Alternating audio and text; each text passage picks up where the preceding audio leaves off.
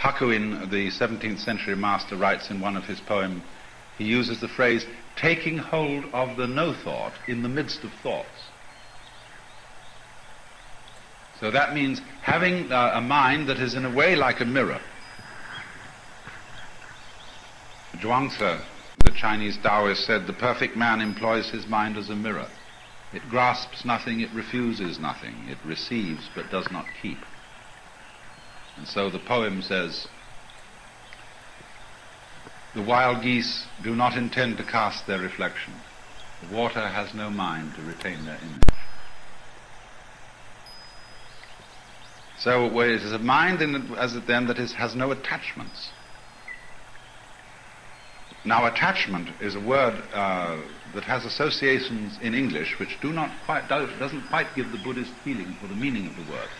But the slang term that we now use, a hang-up, is the right translation for attachment. When you say a person's all hung up, or he has a particular hang-up, that is the Buddhist meaning of attachment. It means a mental fixation, or an emotional fixation, on some particular pattern of life.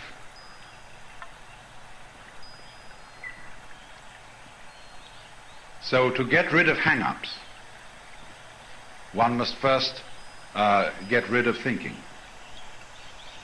After you've got rid of it completely and have thereby revived the background, the mirror, as it were, the mirror mind, then you can go back to thinking, and you can think against the background perfectly comfortably and not get hung up on thinking. And so in this way, you get an extraordinary feeling of life going on as a single process all the time, which doesn't stick. You and it are all one, and it's got all kinds of differentiations within it, so that it doesn't become some sort of a formless blur, but it is sort of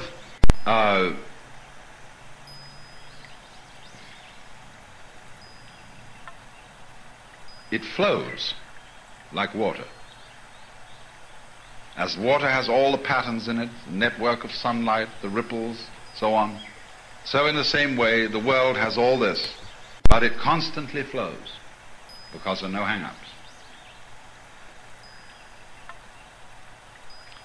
So then the royal road to this state is giving up the sense of urgency, that you ought to do something. Something is required of you. And understand, for example, that looking at a rubber band on your fingers can be quite as important as anything else you can do. In other words, being here at this moment and listening to the sound of my voice without paying the slightest attention to what it means can be as important as anything there is in the universe. Why not? Is the tree outside important? It's beautiful. Is it worth looking at? Why, certainly. But it's not achieving any great mission in life. It's just being a tree. As Emerson said in his essay, I think, on compensation, these roses under my window are not concerned whether they are better than last year's roses or whether next year's roses will be better than they. There is simply the rose. It lives for today. And that's the point. When you learn the art of meditation in this way, you will see other people rushing around wildly like chickens with their heads cut off. And they think they're going somewhere. And they're completely deluded. They're there, and they don't know it. That's why they're rushing around so wildly.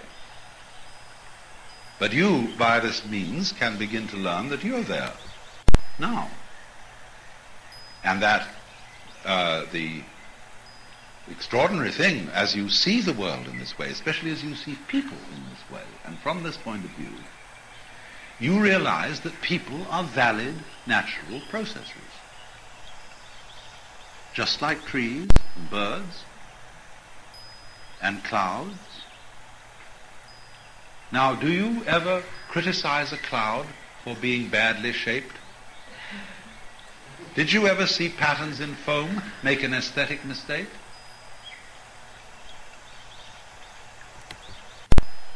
Well, no, one just doesn't. There was once an 18th century classicist, one of those people who enjoyed formal gardens and kind of Greek palaces, who criticized the stars for not being symmetrically arranged.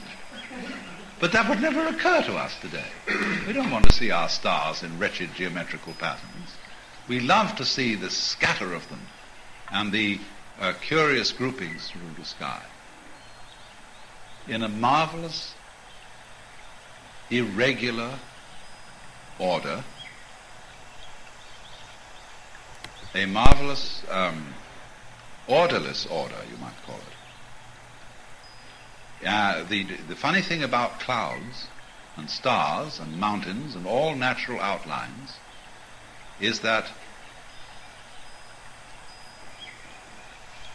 they're beautiful, and we know that they have a quality which distinguishes them from being messes. When you know a mess when you see it. But these things don't apparently make messes. So in a way, human beings don't either. And when you see human life as something that is just the same kind of thing as the shape of a tree or a cloud or like that, you stop judging it. And you have to know that about yourself. And this is the beginning of everything. This is the beginning of every kind of wisdom. To see that you really don't have to go anywhere. You don't have to get any better than you are, because with all your defects, your selfishness, your neuroses, your sicknesses and everything, well, fish have neuroses and sicknesses and so on, and so do plants. You've often seen plants that have got bumps on them or some queer little diseases and so on. And they all have those sort of troubles. That's life. But when you realize that you are an authentic projection of the universe, just as you are at this moment, then there's nowhere to go, there's no need to do anything. And out of that peace comes energy. Real energy, instead of phony energy, which is trying to lift yourself up by your own bootstraps. The usual kind of human energy, which gets progressively nowhere with more and more busyness.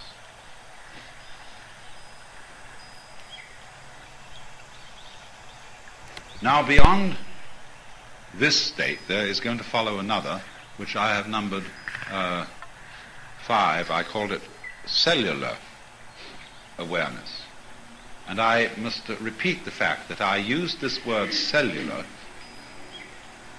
not in a strictly scientific way, but as a good way of describing the kind of awareness that it is, how it feels from the inside.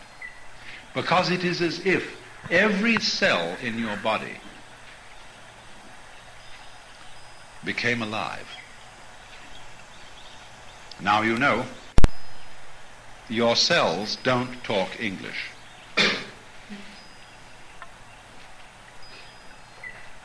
But they are a very, very subtly and highly organized things. If you've ever seen a model of a living cell, you've seen the most fantastic object. And those cells are engaged in all sorts of activities. But they don't structure the world the way you structure it, because they don't use that language. And so as you get into cellular awareness, you begin to feel rather like the artist who paints in a pointillist fashion, that everything is dots, little tiny vortices. You become aware of the texture of things to an extraordinary degree.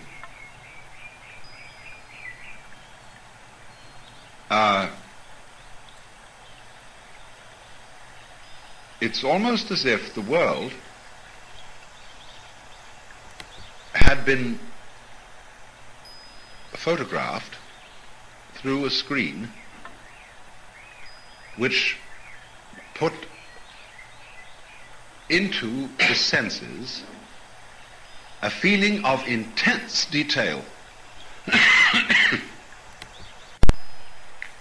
as if every one of your nerve ends was now detected in sending its separate message to the brain. And so this makes the world look highly textured. There are no more such things as blank green or blank white or spaces. All space is rich. And that is what those painters are representing in doing spaces with dit of the brush like this.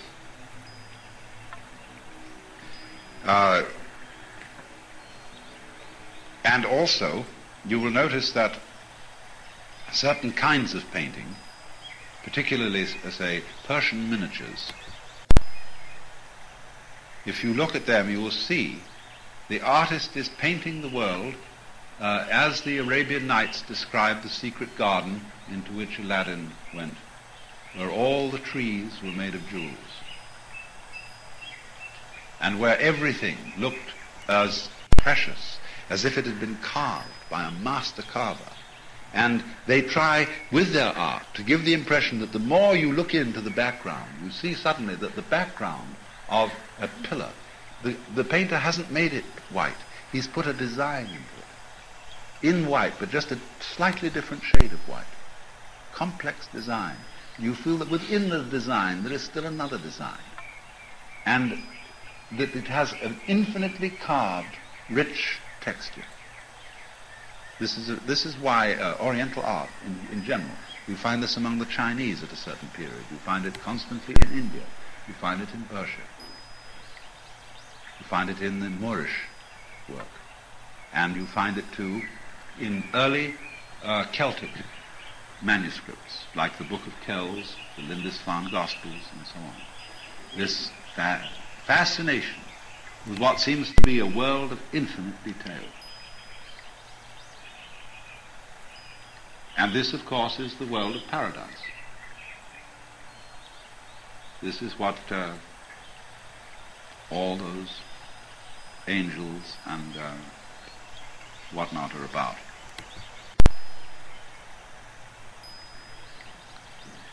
Now, from cellular consciousness, you can pass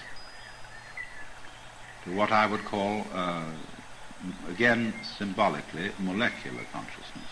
Not that you are going to be aware of molecules. No. But it is as if suddenly, this is the state which Buddhists, or part of the state which the Buddhists call suchness.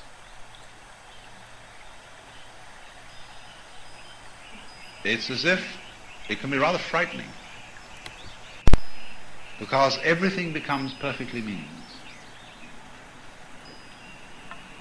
People, everything that's going on is just jazz. Almost electronic jazz. It is a dancing process of energy.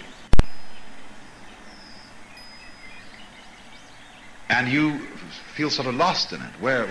What's supposed to happen? I mean, what's it all about? It's just dancing energy.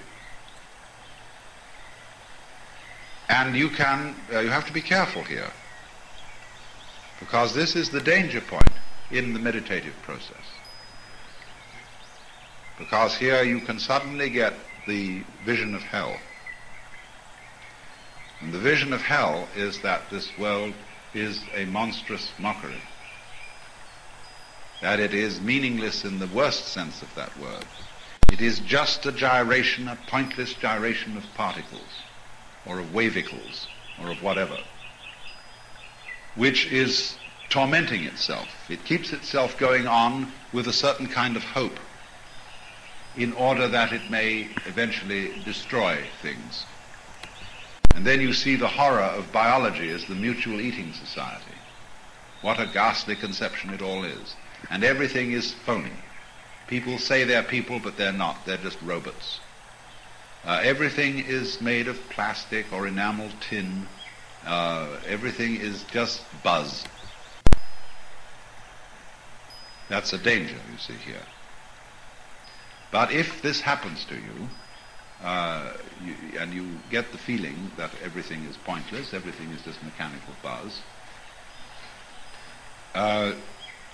what you do is what an Arab does in a sandstorm. He knows there is no possibility of conquering the sandstorm. So he kneels down, sort of in a fetal position, and takes his wool burnous and covers himself completely and waits until the storm is over. If he gets covered by sand, it is usually porous enough to admit some air for breathing. Or in the same way as an ocean liner in a typhoon, they just turn off the engines and drift. It's the only thing to do. So in the same way, if you ever get into this particular kind of psychic horrors, drift. Just let it be, and it will resolve itself.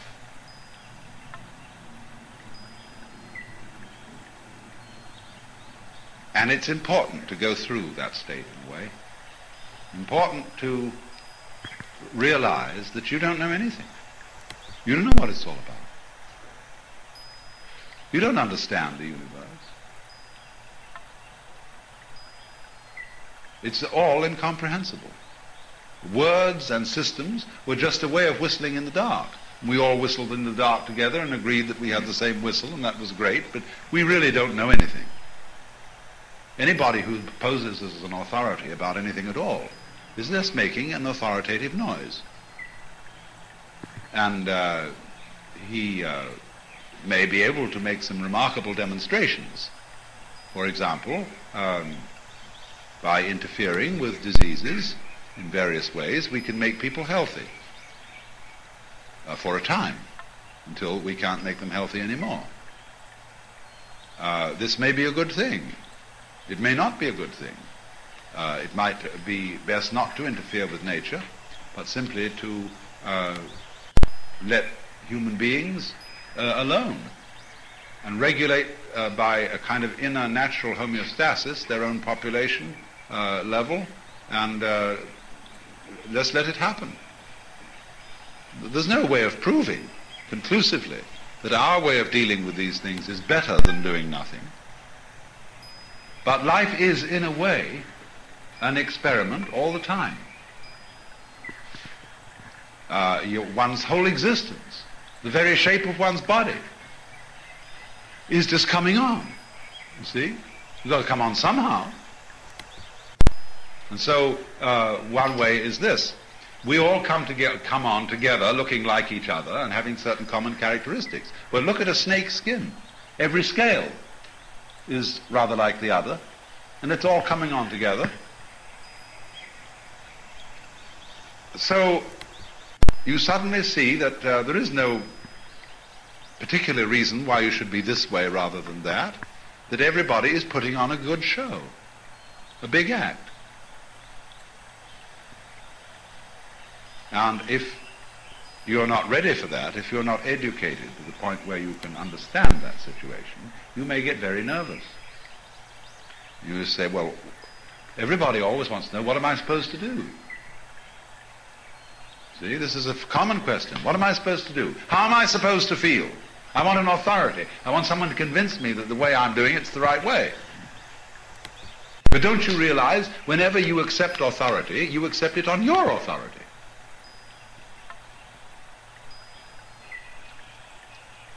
You say, I believe the Bible. Because why do you believe the Bible? Because Jesus says in the Bible that we should believe the Bible. Yeah, but it's your opinion that is an opinion to be accepted. It's on your own authority. You create the power of your own teacher. And you create the power of your own government. That's the saying, the people gets what government it deserves. And if you don't like it and you don't overthrow it, well, then that's your problem. But always, you see, authority springs from you. So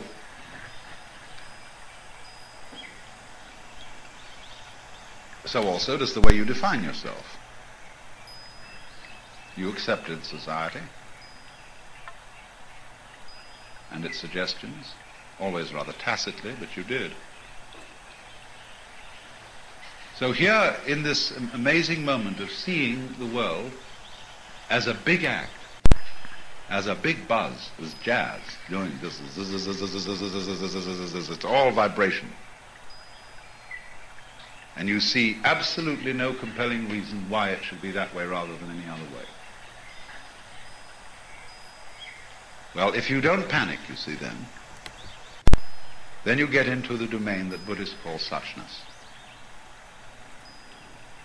It is just as it is. Now, if it's a big act, who's doing it? Who is the actor? What lies behind all this jazz? That's the big question. And it is through asking that question that we move from 6 to 7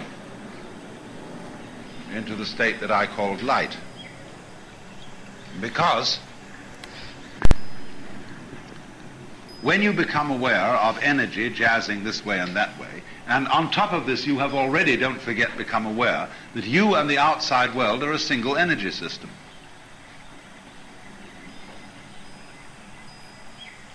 Then what is it?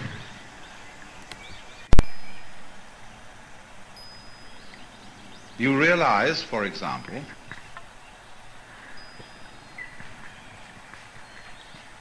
I do not exist as I at all, unless there's something else that's other. And that immediately is the clue to the fact that self and other are polar. They go together. Well, how do they go together? All right, put it the other way around. What would you do if you were God? If you were the works, in other words. If you were this whole capacity for patterning energy, what would you do? Well, you'd first of all have to draw the line somewhere and then proceed. You'd have to make a difference.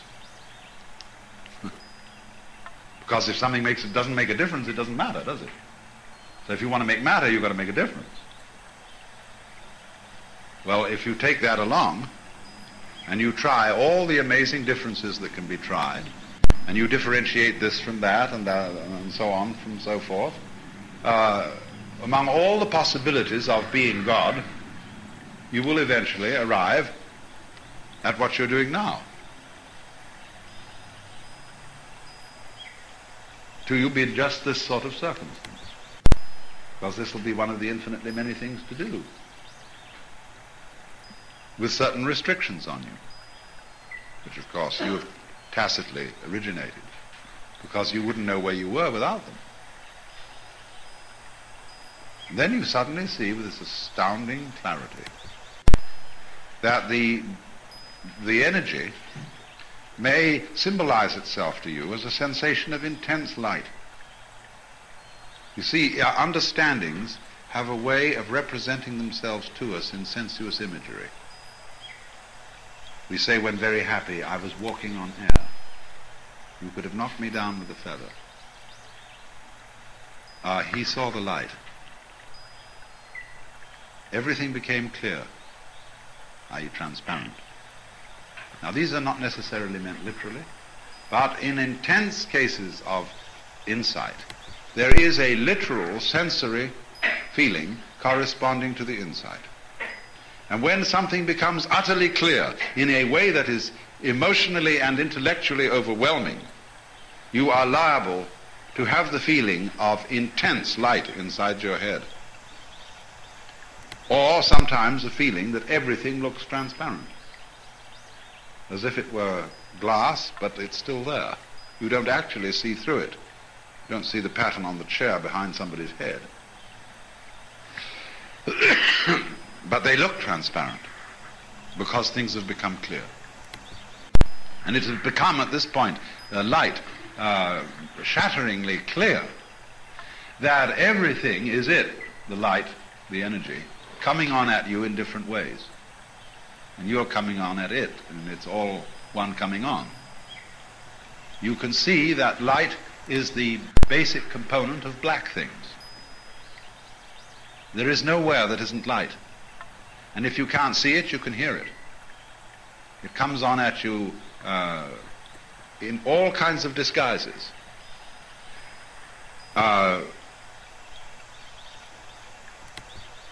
So here you see it's tabling. Here it's handing. Here it's revolving. It's dancing all sorts of patterns. And you're it.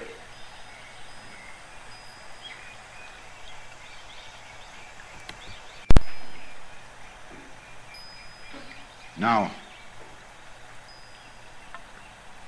as I said, this may clothe itself, this comprehension, in the sensation of vivid light as being the ultimate component of the, you might say, the very inside stream of the nerve. Reduce it all down to what it is fundamentally. That's why when you blow up the atom, you get this light, because it's all locked in it. But then, simultaneously, you remember how I described yesterday the fellow who gets to the hub of the wheel and gets his piece there, then he gets energy, and then he goes out to the circumference again. Well, then you see that there really is no difference, not fundamentally, between this state of illumination and what we call number 3, or ordinary everyday consciousness. You suddenly realize that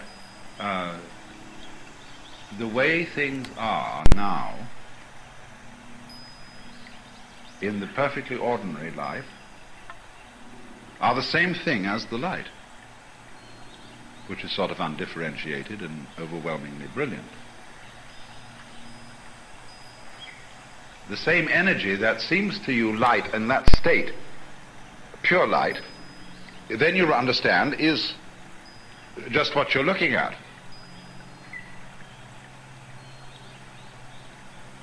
That sitting in this room, you're sitting bang in the middle of the beatific vision. Only we were taught before then to sort of put down the world by saying, well, this is prosaic, ordinary, everyday life, and we're just sitting in a lecture room and on these sort of funny chairs which act as perches for the human body, and, you know, having a lecture, so on. Very ordinary, matter of fact. And you see, from this point of view, there's nothing ordinary about it at all. Wowee. So the Zen poem, supernatural power and marvelous activity.